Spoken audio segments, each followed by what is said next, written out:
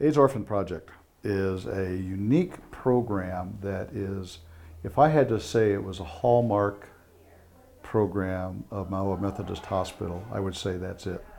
The estimated count for this area is 45 to 50,000 orphans. We went through a process of trying to discern how do we best work with this reality. When the AIDS epidemic hit in Kenya, you wound up with two groups of orphans. You had young orphans who lost their parents, but you also had older orphans who lost their children. And in a country and in a culture where the younger generation always cares for the elderly, you are secure because your children make you secure.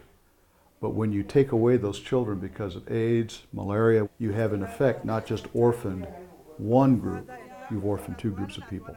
We came up with the idea if we could discern kids who showed promise and who seemed motivated to strive for a better life, connect them with a relative or a grandmother who may already be connected. And then we built them a two-room, basically 12-foot by 24-foot house that volunteer and mission teams build. The cost of this is $3,000. That provides the house, provides the property, provides title, clear title to the property.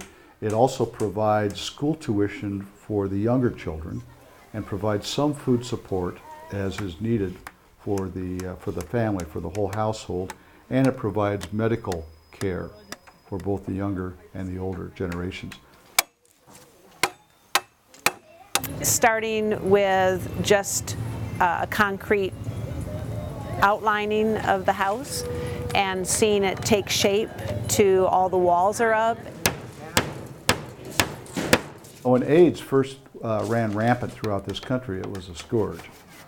It was a disease nobody understood. They didn't know how they got it. All they knew is a person was sick, and then next thing you know, his whole household was sick.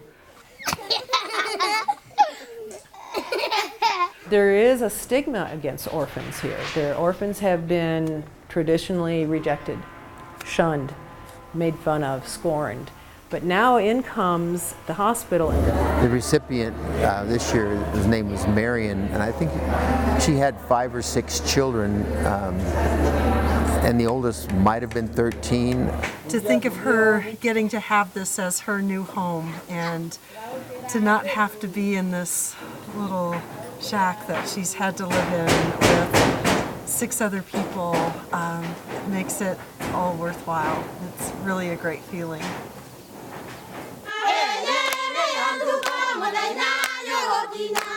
When we build a house, what we do is we reinstate them into the heart of the neighborhood. And it has been a huge asset to empower them. It is a very special day in this community. In 4 days, we built this house to help a family that had been devastated by the loss of the father by AIDS. This will change the world of these children forever. You know, it's not just about going over there to pass out medicine or even to be labor to build a house. We could send a check to do that. The real impact is that when we show up over there and we say to people, this matters enough that we'll take our time to come over here. It's about building the relationships with people that has the long-term impact. Lord, in your mercy, hear our prayer. And the mother standing there with these 6 children to receive the keys, she didn't even know what to do. Her whole life is totally changed, and those children have a home. This house is the voice of God. Amen. And it's saying to this family that you are loved. Amen. And that you are important. The most touching was the woman for whom the house was built.